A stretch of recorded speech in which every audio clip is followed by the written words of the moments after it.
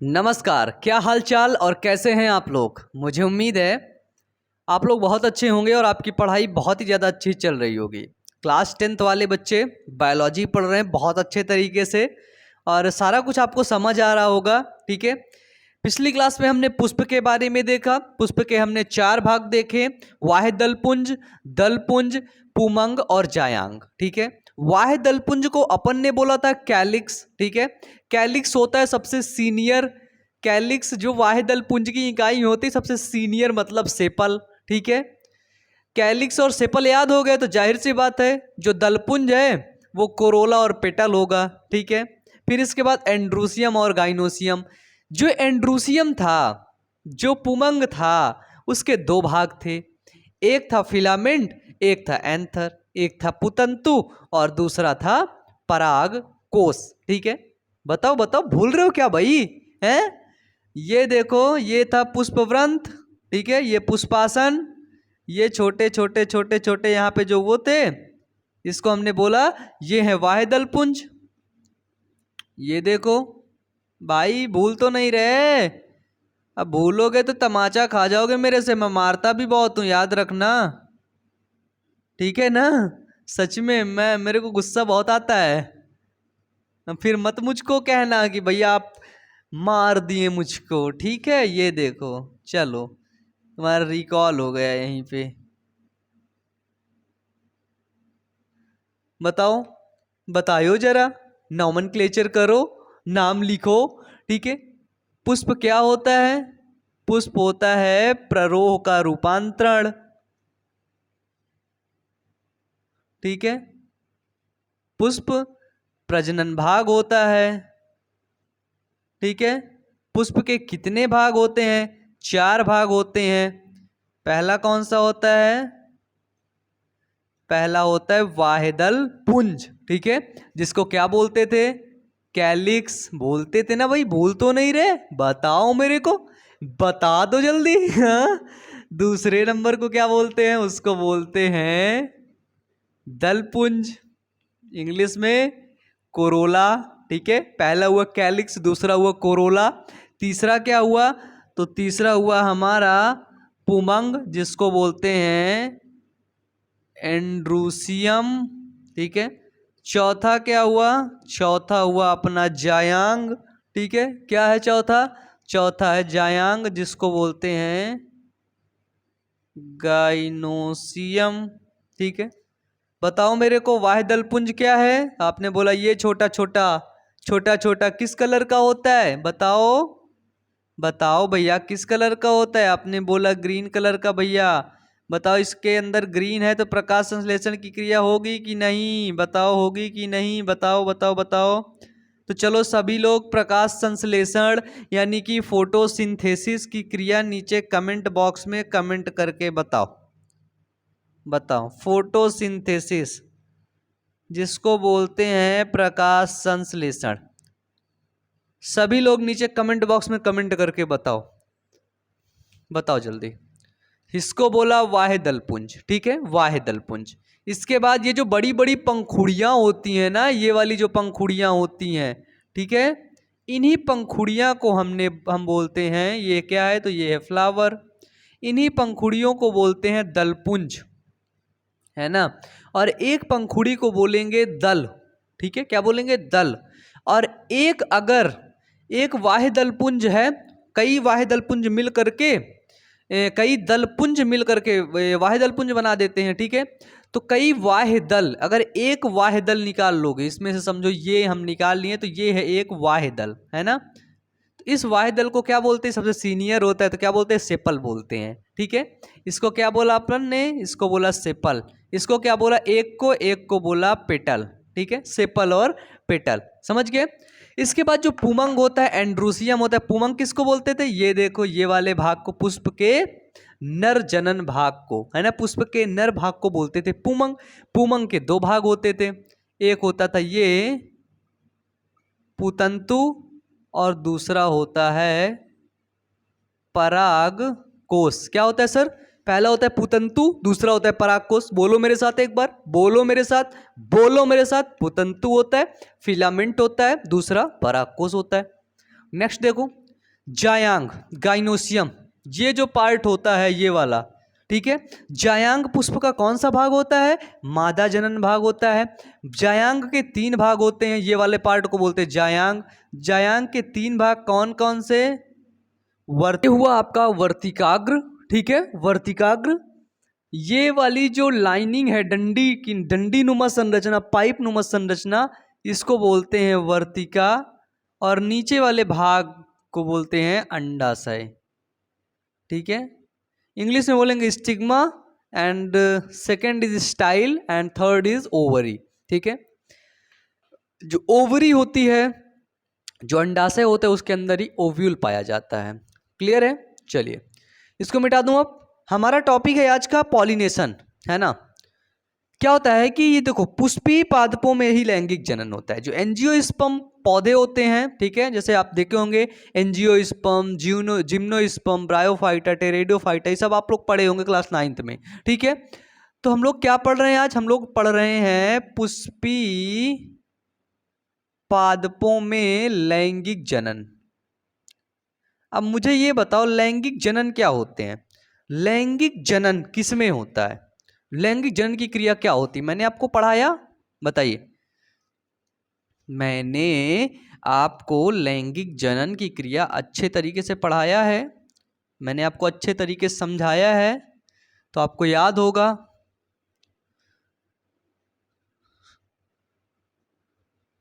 आपको अच्छे तरीके से सारी चीजें पता होंगी। बताओ लैंगिक जनन क्या होता है?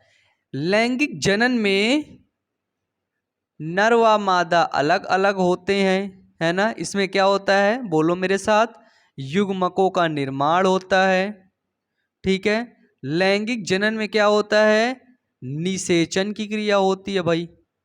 क्या होता है? लैंगिक जनन में निषेचन। निषेचन क्या होता है?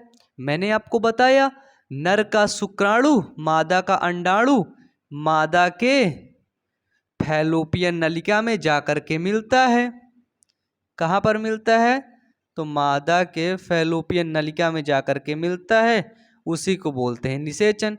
निषेचन के दौरान जो बनता है उसको बोलते हैं युग्मनज, है ना, उसको बोलते हैं युग्मनज। इंग्लिश में बोलेंगे जाइगोट। ये होता है। लेकिन पौधों के अंदर क्या होता है? पुष्पीय पादपों में लैंगिक जनन, ये क्लास 12th बायोलॉजी का चैप्टर 2 है, जिसको मैंने पढ़ाया है बहुत अच्छे तरीके से। आप लोग अगर पढ़ना चाहे तो वहां पे जाकर के देख सकते हैं, लेकिन आप लोग 10th में हैं, है ना। जिसको पढ़ना होता है वो देख लेता है। बहुत अच्छे तरीके से मैंने पढ़ा है, सारी चीजें आपकी क्लियर हो जाएंगी, ठीक है। हम लोग सबसे पहले देखेंगे, पुष्पीय पादपों में लैंगिक जनन होगा तो जाहिर सी बात है निषेचन होगा। निषेचन से पहले एक घटना होती है जिसको बोलते हैं परागण, ठीक है। तो आज हम लोग मेनली पढ़ने वाले हैं परागण और निषेचन के बारे में। हम लोग आज समझेंगे परागण क्या होता है, निषेचन क्या होता है, ठीक है। तो क्लास बहुत ही ज़्यादा इंटरेस्टिंग होने वाली है। प्लीज़ अपनी कॉपी पेन लेकर के बैठना, और हाँ, नोट्स बनाते हुए चलना। क्लियर है? चलो, परागण। इंग्लिश में परागण को बोलते हैं सर पॉलिनेशन। देखो ये मच्छर आपको दिख रहा होगा कैमरे में। आजा भाई आजा, मेरे को काट ले काट ले काट ले काट ले, मेरे को डेंगू फैला दे तू, और फिर मैं पढ़ा लिखा ना पाऊं। इन लोगों की यही नीति रहती है ना, कि इनको डेंगू फैला देते हैं मिलके, है ना। तो देखो परागण की क्रिया किसमें होती है बताइए। पूछा जाए, एक पौधा है, एक पादप है, एक पुष्प, एक सॉरी पादप है, पादप में परागण की क्रिया, पॉलिनेशन की क्रिया कहाँ पर होगी? तो वो होगी पुष्प में, है ना। अब ये परागण आखिरकार होता क्या है? जो पुष्प में ही परागण की क्रिया होती है, और जब परागण होगा उसके बाद ही होता है निषेचन, ठीक है, जिसको बोलते हैं फर्टिलाइजेशन। इंग्लिश में क्या बोलते हैं निषेचन को? इसको बोलते हैं फर्टिलाइजेशन।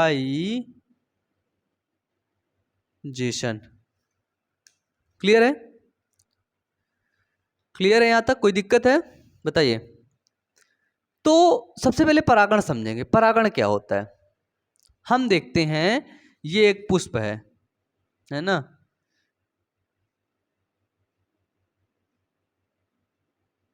ये एंथर है,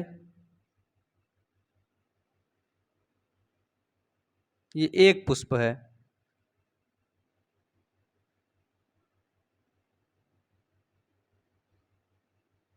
समझना है, बस बस कॉन्सेप्ट क्लियर करने हैं अपने। ए पुष्प है, बी पुष्प है। परागण है ना, परागण क्या होता है? देखो, परागण में क्या होगा, परागकण बनेगा, है ना। क्या बनेगा? Pollen grains. इंक डाल लूं मैं, इंक डाल लूं। पराग कणों का, देखो इसमें बनेगा परागकण, फटेगा, फटने के बाद कहां पर आएगा? वर्तिकाग्र पर, ठीक है। पराग कणों का वर्तिकाग्र में, ठीक है, या वर्तिकाग्र तक पहुंचने की क्रिया को ही परागण बोलते हैं, बस।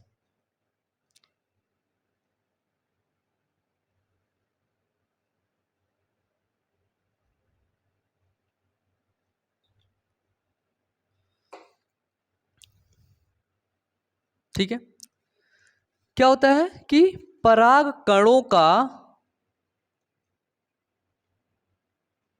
मादा के, ठीक है, यहां पे परागकण बन रहे हैं, क्या बन रहे हैं यहां पे? पॉलिन ग्रेन्स बन रहे हैं, परागकण। पराग कणों का मादा के वर्तिकाग्र, ऊपर वाला भाग क्या होता है? मादा के वर्तिकाग्र तक पहुंचने की क्रिया को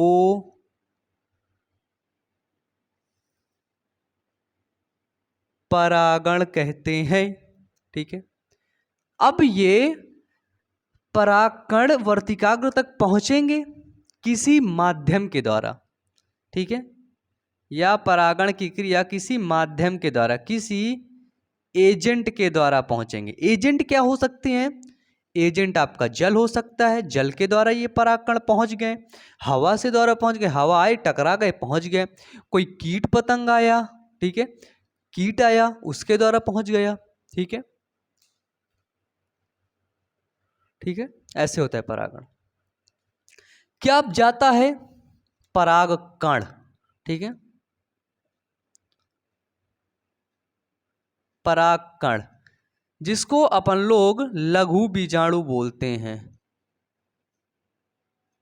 ठीक है। परागकण कहां पर बनते हैं? तो आपने देखा, ये एंथर होता है, ठीक है, ये परागकोश है, और यहीं पर क्या बनता है? तो यहीं पर बनता है परागकण, ठीक है। हम चलो एक परागकण को लेते हैं, ये एक परागकण है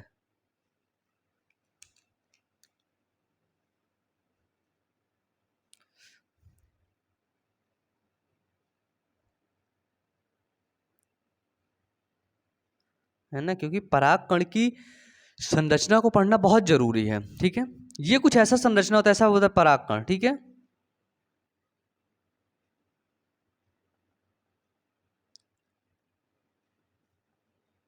ये देखो, परागकण की जो बाहरी परत होती है, जो ब्लू कलर से मैं आपको इंडिकेट कर रहा हूं, दिखा रहा हूं, इस बाहरी परत को बोलते हैं वाह्य चोल।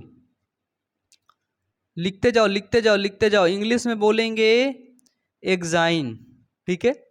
जो ये अंदर जो काली वाली परत है, ठीक है, इस काली वाली परत को बोलते हैं अंताचोल, इसको बोलते हैं एंटाइन, ठीक है। क्या बोलते हैं? बाहर वाली परत को बोलते हैं एक्जाइन, जिसको बोलते हैं वाह्यचोल, और जस्ट उसके बाहर के अंदर की परत होती है, उसको बोलते हैं एंटाइन, अंताचोल। आपको बता दूं कि ये जो एक्जाइन होती, जो वाह्यचोल होती है ना, बहुत मजबूत होती है भाई, बहुत खतरनाक, बहुत मजबूत। अगर बोल दिया जाए पादप जगत की सबसे कठोर पदार्थ क्या होता है पादप जगत में, तो बताओगे लकड़ी होता है। मैं बोलूंगा लकड़ी नहीं होता है। सबसे कठोर पदार्थ परागकण के ऊपर की जो कवर होती है वो होता है, जिसको बोलते हैं वाह्यचोल एक्जाइन। पूछोगे भैया एक्जाइन किसका बना होता है, तो मैंने बोला कि एक्जाइन, याद रखना, सबको बताना, एक्जाइन बना होता है स्पोरोपॉलिनिन का। एक्जाइन किसका बना होता है बच्चे? तो एक्जाइन बना होता है स्पोरोपॉलिनिन का, ठीक है। और अगर पूछा जाए अंताचोल एंटाइन किसका बना होता है, तो वो बना होता है सेलुलोज, सेलुलोज प्लस पेक्टिन। ठीक है, किसका बना होता है अंताचोल? तो अंताचोल बना होता है सेलुलोज का और पेक्टिन का। कौन? अंताचोल। क्लियर है? बताइए, यहां तक आपको क्लियर है कि नहीं? बोलिए, क्लियर है? अब अंदर आपको देखने को मिले होगा, एक ये सेल दिख रही है आपको और एक ये छोटी वाली सेल। ठीक है, तो इसके अंदर दो केंद्रक पाए जाते हैं। जो बड़ी वाली सेल होती है, ये वाली सेल, इसको बोलते हैं कायिक या फिर वर्धी केंद्रक। क्या बोलते हैं? कायिक या फिर वर्धी केंद्रक। ठीक है, जो नीचे केंद्रक पाया जा रहा है इसको बोलते हैं जनन केंद्रक। फिर यही आगे चल करके जनन कोशिका बना लेती है। ठीक है, और यही जनन कोशिका आगे डिवाइड होकर के नर युग्मक बना लेते हैं। कौन? याद रखना, यही जनन केंद्रक कोशिका बनाता है और फिर यही जनन केंद्रक विभाजित होकर के दो नर युग्मक बना लेता है। ठीक है, दो मेल गैमेटोफाइट बना लेता है। क्लियर है? बताइए, इसके बीच में ये खाली स्थान देख रहे होंगे, एक ये देखो, ये खाली स्थान, ये इस खाली स्थान को बोलते हैं जनन छिद्र। ठीक है, जनन छिद्र बोलते हैं इसको। ये जनन छिद्र ही आगे चल करके पराग नली का निर्माण करता है। अभी बताऊंगा पराग नली बनता है। ठीक है, जिसको बोलते हैं पॉलन ट्यूब। ठीक है, यही जो जनन छिद्र होते हैं, ठीक है, ये जो जर्म पोर हैं, जनन छिद्र हैं, यही आगे जाकर के पराग नली का निर्माण करते हैं। समझना पराग नली क्या होती है, यहां पर समझा दूं बस थोड़ा सा, ताकि भूल मत जाना, तो दिमाग से उतर ना जाए। ये देखो, ठीक है, स्टिग्मा, स्टाइल एंड ओवरी। क्या हुआ कि ये परागकण अब उड़ के यहां पर पहुंचा, ये हुआ, ये देखो दो कोशिकाएं थी इसके अंदर। ठीक है, अब ये जो जगह थी, इसी जगह से थोड़ा सा अपना स्फुटन वगैरह हुआ, फटा वटा, ये देखो नली बनने लगी। ये देखो भाई बनने लगी।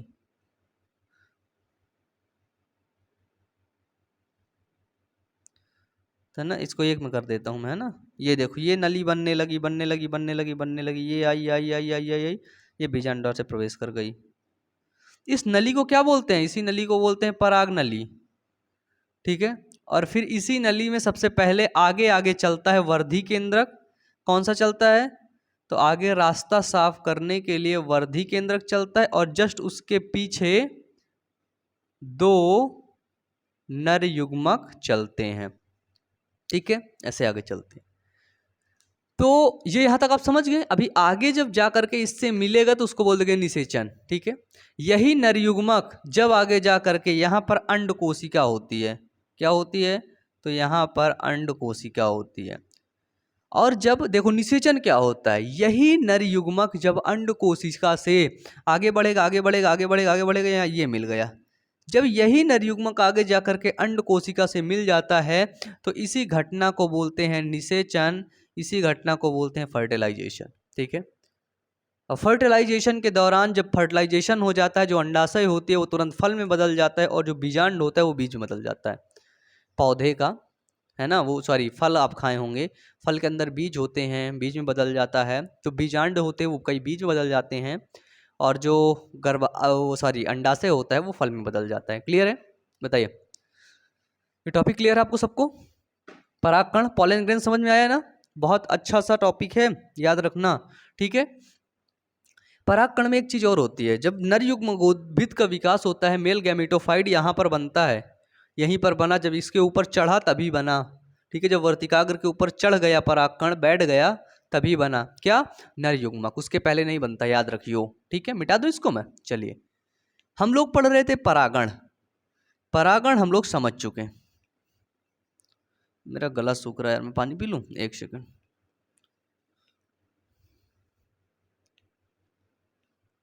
No no no no no no no.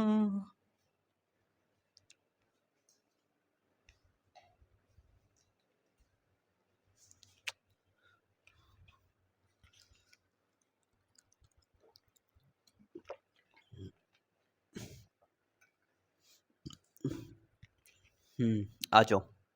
परागण समझ आया। अब परागण के प्रकार देखोगे, क्या देखोगे? परागण के प्रकार, टाइप्स ऑफ पॉलिनेशन। तो देखो परागण दो प्रकार से होता है। पहला होता है जिसको बोलते हैं अपन लोग पर परागण, पर परागण, जिसको बोलते हैं क्रॉस पॉलिनेशन, ठीक है, क्रॉस पॉलिनेशन, ठीक है। दूसरा होता है स्वपरागण, जिसको बोलते हैं सेल्फ पॉलिनेशन, ठीक है। क्या हुआ? पहला पर परागण, दूसरा स्वपरागण, ठीक है। स्वपरागण क्या होते हैं? हम लोग समझते हैं स्वपरागण, ठीक है। पहले स्वपरागण समझते हैं, ठीक है, या उल्टा कर लेना, इसको लिख लेना, पहले में स्वपरागण लिखेंगे, दूसरे में स्वपरागण, सेल्फ। स्व का मतलब क्या होता है? खुद के अंदर ही परागकण की क्रिया हो जाए। यानी कि ये पुष्प स्वपरागण वाले पुष्प कैसे होते हैं? तो वो द्विलिंगी हो गए। द्विलिंगी का मतलब समझ रहे हो? द्विलिंगी, जिनको उभयलिंगी भी बोलते हैं। क्या बोलते हैं? तो इनको उभयलिंगी भी बोलते हैं, ठीक है। द्विलिंगी का मतलब नर व मादा भाग एक में ही पाया जाए, ठीक है। तो देखो स्वपरागण क्या होते हैं? जब परागकण, क्या? जब परागकण उसी पुष्प के वर्तिकाग्र पर जाकर पहुंचते हैं, ठीक है। क्या होता है? लिखो स्वपरागण में कि जब परागकण उसी पुष्प के, याद रखना कोई दूसरा पुष्प नहीं, वही पुष्प, जैसे ए नंबर पुष्प है, इसी के परागकण इसी के पुष्प के वर्तिकाग्र में जाकर गिरते हैं, ठीक है। जब परागकण उसी पुष्प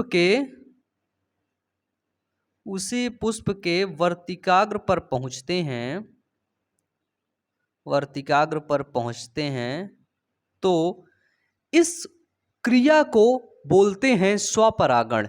इस क्रिया को बोलते हैं सेल्फ पॉलिनेशन, मतलब खुद में ही परागकण की क्रिया हो गई, ठीक है। खुद में ही पॉलिनेशन, परागण की क्रिया हो गई। ए नंबर वाला पौधा, ठीक है।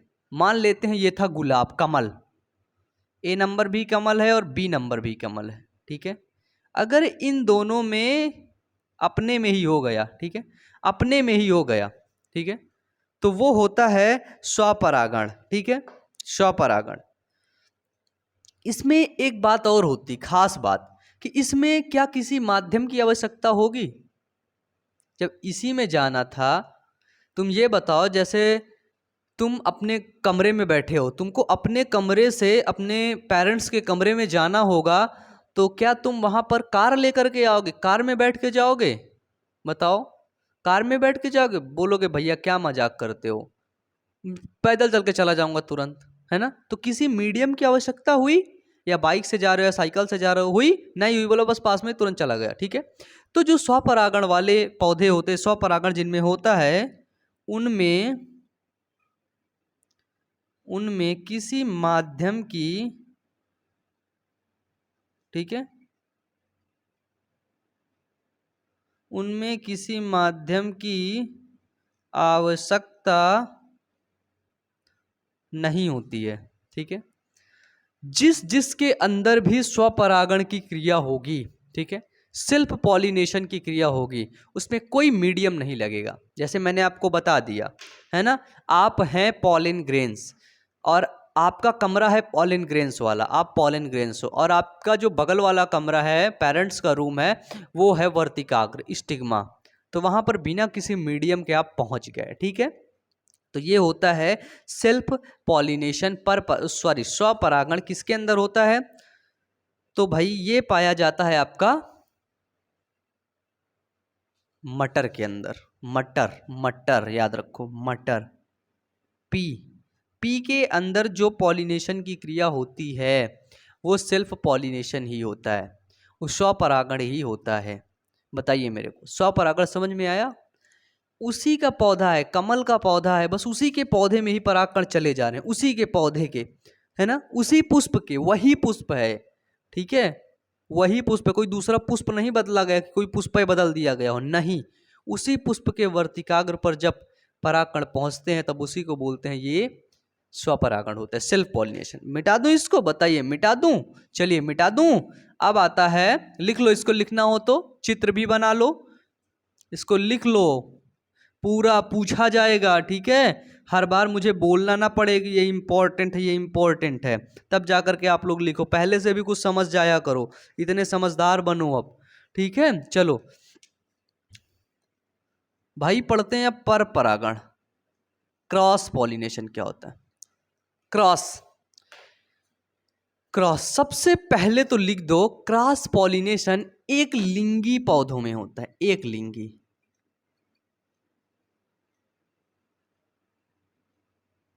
जिसके पास एक लिंग होता है, या तो उसके पास नर होगा या तो मादा होगा, ठीक है। जैसे देखो, कमल का ये पौधा है, कमल का ये पौधा है, ठीक है।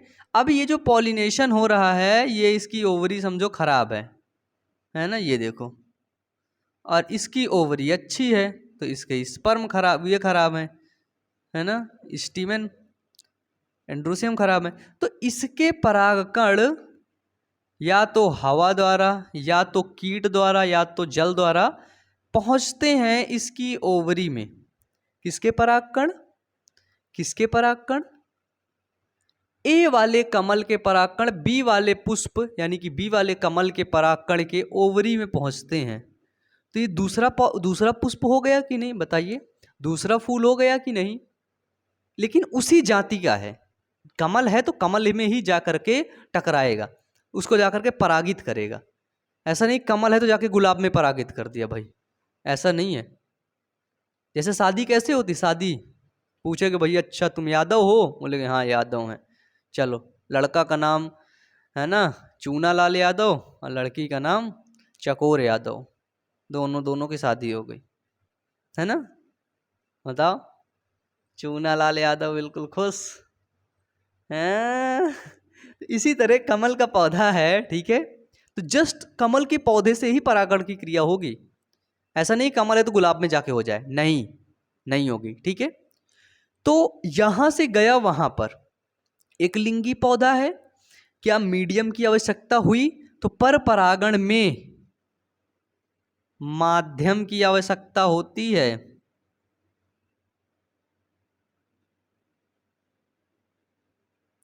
ठीक है, क्या होती है? इसमें मीडियम की, इसमें एजेंट की आवश्यकता होती है। जैसे जो जल द्वारा परागण होता है उसको बोलते हैं हाइड्रोफिली, है ना, जो वायु द्वारा होता है उसको बोलते हैं एनीमोफिली, है ना, जो जल द्वारा परागण होता है उसको बोलते हैं हाइड्रोफिली, है ना, एनीमोफिली जो वायु द्वारा होता है ना, वायु, वायु मतलब हवा, जब हवा चलती है तब एक परागण की क्रिया हो जाती है, जब हवा चलेगी खूब तेजी से खूब तेजी से खूब तेजी से तो परागण की क्रिया हो जाएगी, ठीक है, और उसी परागण की क्रिया को बोलते हैं वायु द्वारा परागण। अगर कीट द्वारा परागण हुआ, कोई कीड़ा मकोड़ा कर दिया तो उसको बोलते हैं एंटोमोफिली, क्या बोलते हैं? एंटोमोफिली, ठीक है। तो ये तीनों को याद रखना बहुत इंपॉर्टेंट है, अक्सर क्वेश्चन बन जाते हैं, ठीक है। अब एमसीक्यू भी आपके बोर्ड एग्जाम में आएंगे। पर परागण क्या होता है, इसकी डिफिनीशन क्या होगी? डिफिनीशन इसकी सिंपल है कि किसी पुष्प के परागकण उसी प्रजाति के दूसरे पुष्प, ठीक है, क्या है कि किसी पुष्प के परागकण, किसी पुष्प के परागकण दूसरे पुष्प है ना, किसी पुष्प के परागकण दूसरे पुष्प में जाकर दूसरे पुष्प के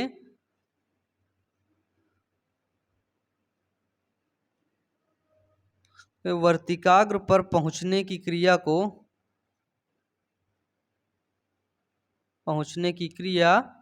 पर परागण कहलाती है। लेकिन एक कंडीशन लगती है इसमें, क्या लगती है? तो एक कंडीशन लगती, कंडीशन ये है कि पुष्प समान जाति का हो। ठीक है, जैसे कमल है तो कमल में ही जाकर के परागण की क्रिया हो रही हो। ऐसा नहीं है कि कमल है तो जाकर के चने के खेत में पहुंच गया, वहीं पे परागण की क्रिया करने लगा। नहीं, कमल है तो कमल में हो रही है परागण की, अगर गुड़हल है तो गुड़हल में हो रही है, अगर गेंदा है तो गेंदा में हो रहा है ना। उल्टा नहीं होगा, किसी दूसरे जाति के पुष्प में जाकर के परागण की क्रिया नहीं होगी। ठीक है, इसको हम बोलते हैं पर परागण। ठीक है, जैसे जैसे हो गया अंगूर हो गया, एग्जाम्पल पर परागण किसमें होता है? जैसे आपका हो गया अंगूर, है ना, सेब।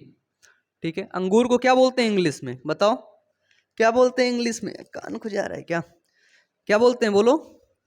सही बोल रहे हो, ग्रेप्स बोलते हैं ना। क्या बोलते हैं? ग्रेप्स। सेब को क्या बोलते हैं? पाइनएप्पल। हैं? एप्पल बोलते हैं, अच्छा।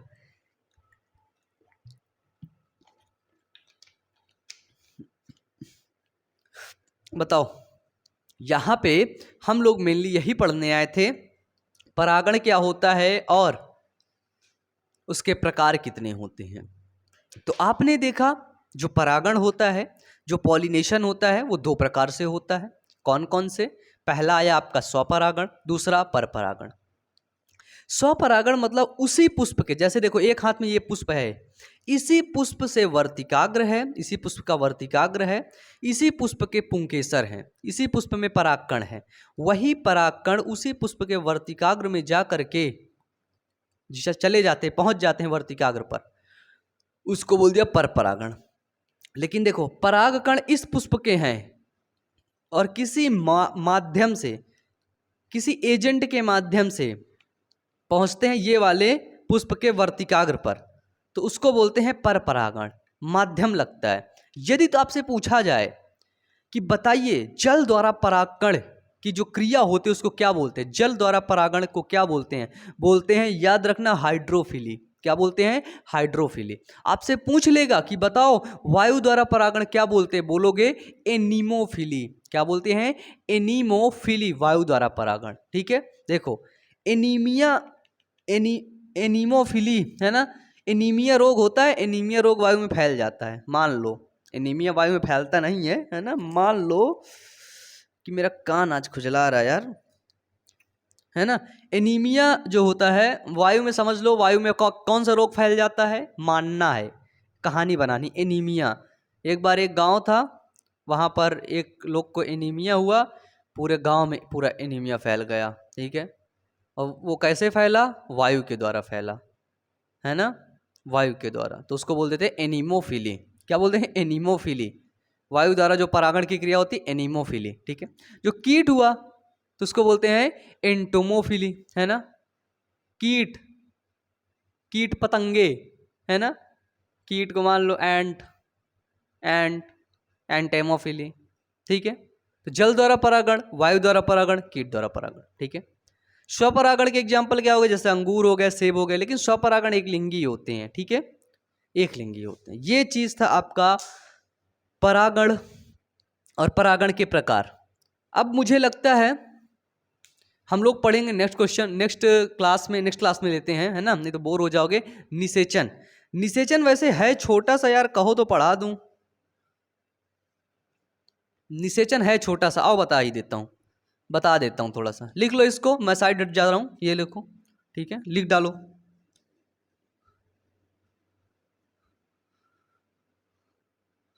हाँ, निषेचन भी पढ़ लो यार, बिल्कुल सिंपल है यार, बिल्कुल छोटा सा टॉपिक है। परागण तो खत्म ही हो गया, मिटा दो इसको।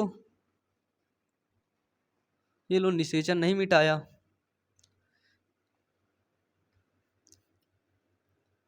देखो समझना, बिल्कुल सिंपल है। परागण समझ गए ना, निषेचन इससे भी सिंपल है।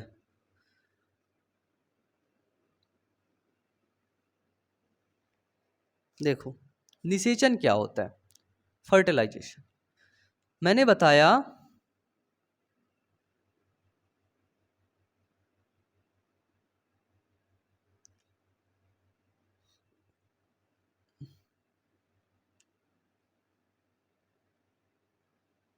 ये देखो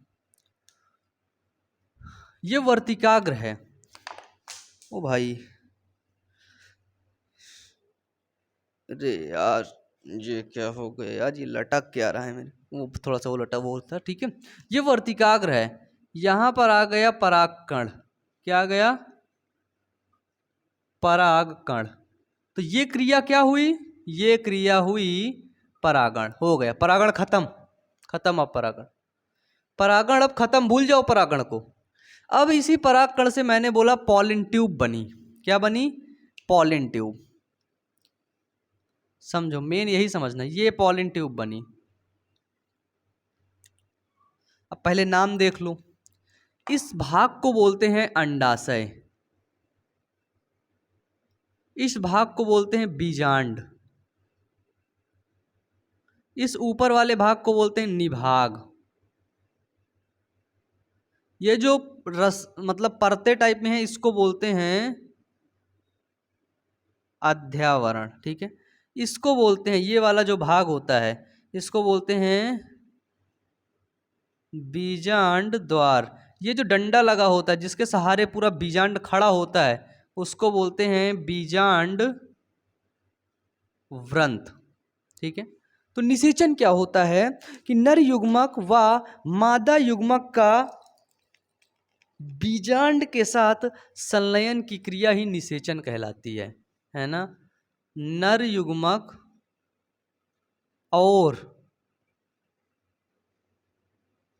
मादा युग्मक का बीजांड में संलयन की क्रिया ही क्या कहलाती है, तो निषेचन कहलाती है, ठीक है। यानी कि देखो जब यहां से आएगा, मैंने बोला दो नर युग्मक बन जाते हैं, है ना, क्या बन गए, दो नर युग्मक। अब ये दो नर युग्मक चले आ रहे हैं, चले आ रहे हैं, चले आ रहे हैं, चले आ रहे हैं, चले आ रहे हैं, चले आ रहे हैं, ये आई, ये आई। कोशिका देखोगे आप यहाँ पे ये जो बीजांड है ना, इसके अंदर कोशिकाएं क्या क्या पाई जाती हैं, ठीक है।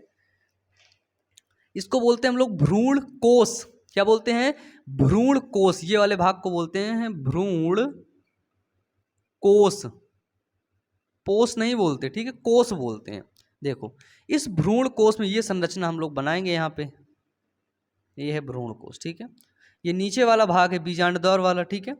इनमें देखो कितनी कोशिकाएं पाई जाती हैं, इनमें पाई जाती हैं 3 3 6 2 8।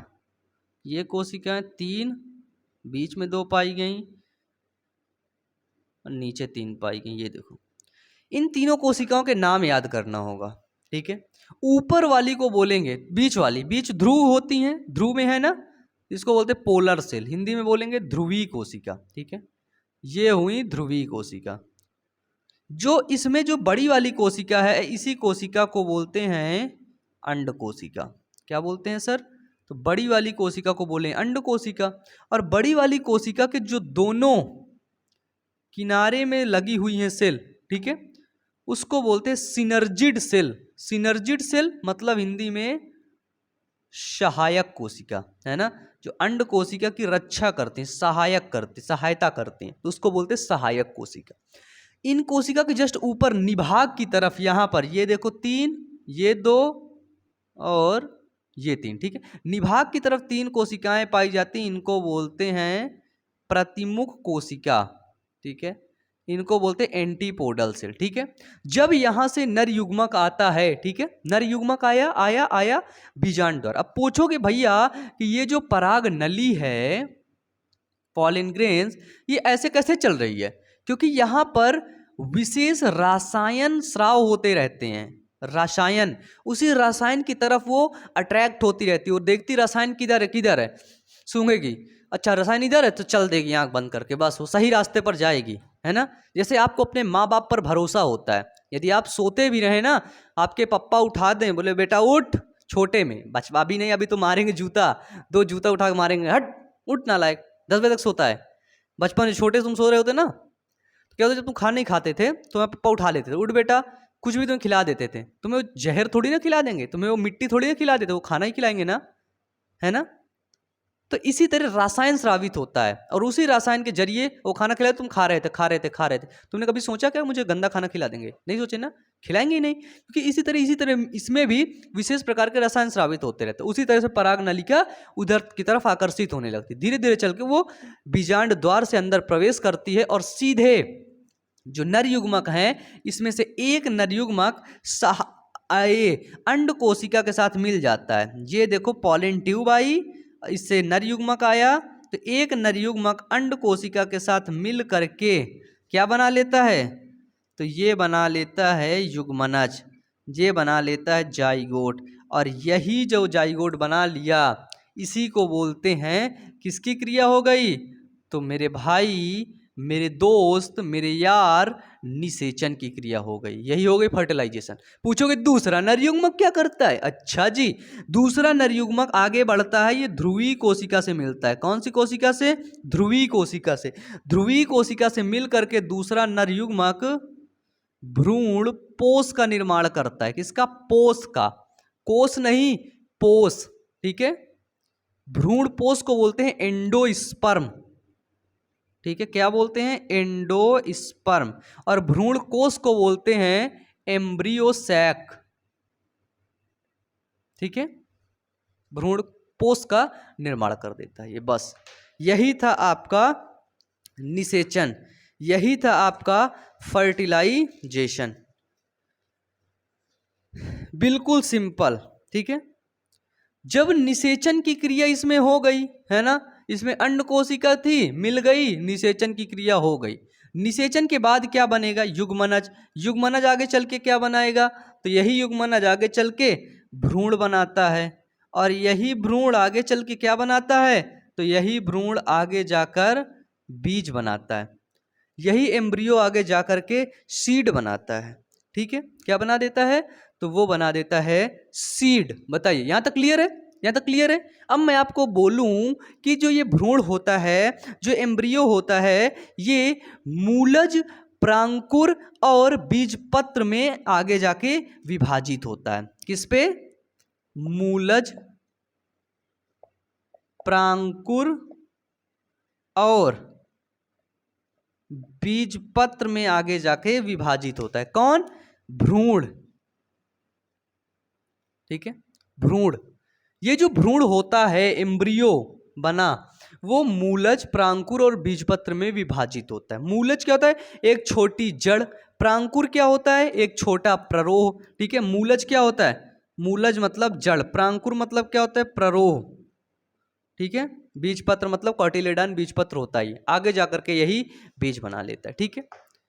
अब मुझे ये बताओ, बोलोगे भैया इसके अंदर निषेचन हो गया, ठीक है, इसके अंदर यहां पर ये वाली कोशिका से मिला, निषेचन हो गया। निषेचन के बाद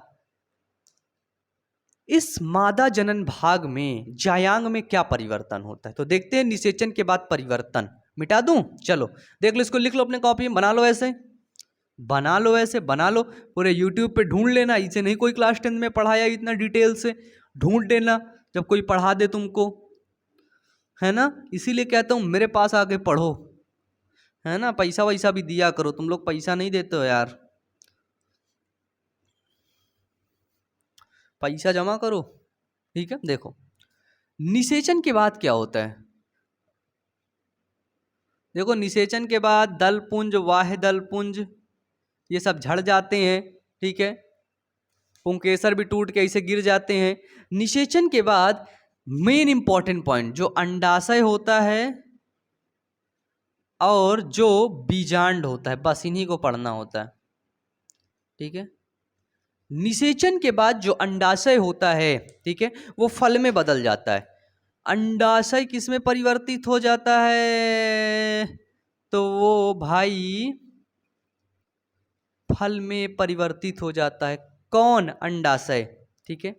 अंडाशय किस में परिवर्तित होता है? बताओ भैया। तो अंडाशय परिवर्तित हो जाता है फल में, ठीक है। और बीजांड द्वार क्या करता है? बीजांड द्वार बीज का कठोर आवरण बना लेता है, बीज बना लेता है वो बीजांड द्वार। ठीक है, बीजांड द्वार क्या करता है? ये बीज का जो कठोर आवरण होता है, कठोर आवरण बना लेता है। ठीक है, कौन? बीजांड द्वार। ठीक है, और यही जो बीज का कठोर आवरण होता है ना, इसी में एक नया पौधा उत्पन्न करने की क्षमता होती है। ठीक है, एक नया पौधा यही उत्पन्न करता है।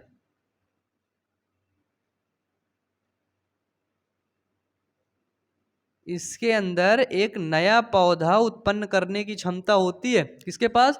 बीजांड के पास। यही बीजांड आगे जाकर के बीज बना लेता है और अंडाशय, जो ये पूरा अंडाशय है, ये फल बना लेता है। ठीक है, बस हो गए, सिंपल। सिंपल, बताइए, कुछ नहीं था, बिल्कुल सिंपल। मिटा दूं अब? बताइए, हो गया खत्म? मिटा दूं? चलो चलो लिख लो इसको। हो गया निषेचन। बताओ, इतनी कोई बहुत बड़ा टॉपिक तक आप परेशान थे।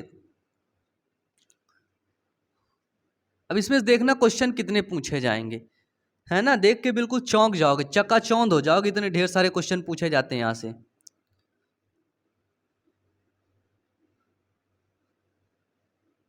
अब मैंने बोला आपको बीज पत्र, कॉटिलेडॉन। कॉटिलेडॉन मैंने बोला ना, बताइए कॉटिलेडॉन क्या होता है, बीज पत्र क्या होता है? बीज पत्र, कॉटिलेडॉन, बीज पत्र क्या होता है? बीज पत्र मतलब बीज का पत्ता, बीज प्लस पत्ता, पत्ता या फिर पत्ती, है ना? पत्ता, पत्ता मतलब हरा भाग पौधे का। ठीक है, बीज पत्र क्या होता है? बीज पत्र पौधे का पहला भाग होता है। ठीक है, पौधे का पहला भाग, याद रखना। बीज पत्र क्या होता है? तो बीज पत्र पौधे का पहला भाग होता है, और बीज के अंकुरण होने पर यही बीज पत्र विकसित होकर पौधे के पहले पत्तों का रूप धारण कर लेता है। ठीक है, यही बीज पत्र, ठीक है, क्या होता है? बीज के अंकुरण होने पर, बीज के अंकुरण होने पर पहला पत्ती का निर्माण कर लेता है। ठीक है, जो जैसे देखते होगे आप लोग, कोई चना है, चना को फुला दो, ठीक है, पानी में डाल दो, उसको सुबह डालो, मिट्टी में छोड़ दो। मिट्टी में छोड़ने के बाद 3-4 दिन बाद देखो उसमें छोटी छोटी पत्तियां निकल आती हैं, तो वो पत्तियां यही कॉटिलेडॉन निकाल देता है, बीज पत्र निकाल देता है। ठीक है, उसके अंदर इतनी क्षमता पाई जाती है। ठीक है ना, याद रखना, यही बीज पत्र पत्ती का निर्माण कर देता है। ठीक है, ये पोषण देता है, पोषण क्या देता है? ये पोषण देता है, किसको? पौधों को, पौधे को। पौधे क्या होते हैं? मतलब भ्रूण, एम्ब्रियो को ये पोषण देता है। ठीक है, बताइए। और एक चीज और, ये जो बीज पत्र होता है, जो कॉटिलेडॉन होता है, जैसे कॉटिलेडॉन क्या होता है? देखो, चना खाओ ना, चना, चना के अंदर 2 बीज पत्र होते हैं, ये देखो, यही होते हैं कॉटिलेडॉन। जो तुम खाते हो ना, पीला पीला होता है, सतुआ जिसका खाते हो, सतुआ, ये देखो, यही होता है कॉटिलेडॉन। ये देखो, 2 कॉटिलेडॉन है इसमें। ठीक है, बीज पत्र क्या होता है?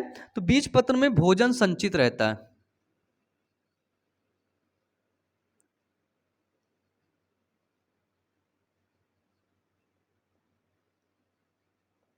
ठीक है, बीज पत्र के अंदर क्या होता है? भोजन संचित रहता है। क्लियर है? भोजन इसके अंदर स्टोर रहता है, जैसे यहाँ पे चने के अंदर स्टोर ही तो रहता है भोजन। बताओ, हम लोग निकाल के फिर उसे खा लेते हैं। जो बीज पत्र होते हैं वो 2 प्रकार के होते हैं, एक होता है एक बीजपत्री, दूसरा होता है द्विबीजपत्री। क्या होता है? बीज पत्र 2 प्रकार के, पहला एक बीजपत्री,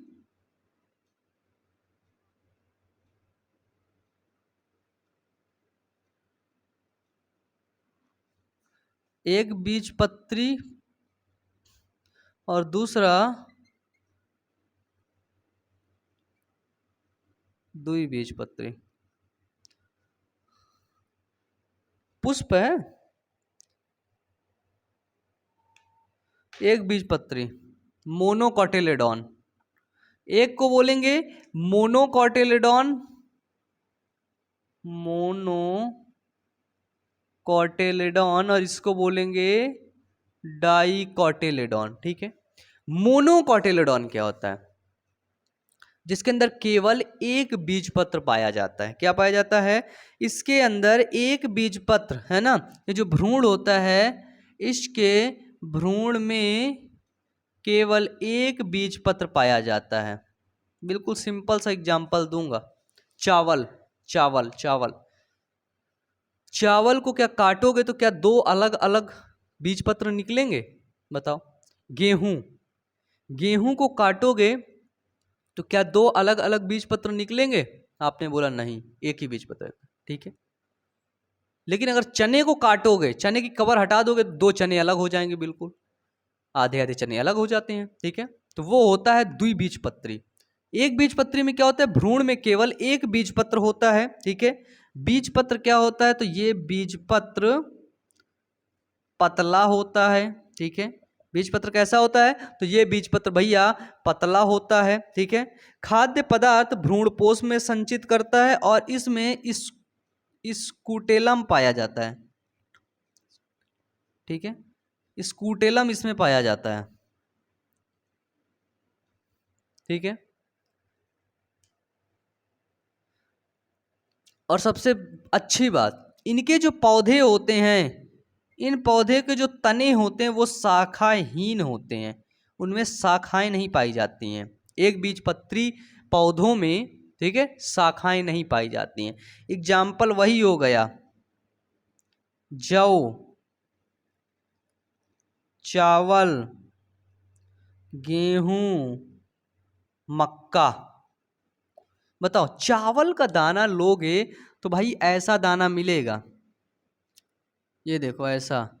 अब बीच में थोड़ा सा लाइनिंग रहेगी, लेकिन अगर उस लाइनिंग को तुम तोड़ोगे तो बीच से अलग नहीं, एकदम से अलग नहीं होगा वो। ठीक है। क्या होगा? एकदम से अलग नहीं होगा, एकदम से अलग हो जाए। जिस प्रकार से चना अलग हो जाता है, ठीक वैसे ही ये चावल अलग नहीं होगा। ठीक है। तो ये कैसा होता है? तो ये होता है एक बीजपत्री पादप। ठीक है। अब देखते हैं हम लोग, देखते हैं द्विबीजपत्री। बस सिंपल है, इसमें दो बीजपत्र पाए जाते हैं। चना का एग्जाम्पल ले लो। ठीक है। इसका बीजपत्र जो होता है वो मोटा होता है ना।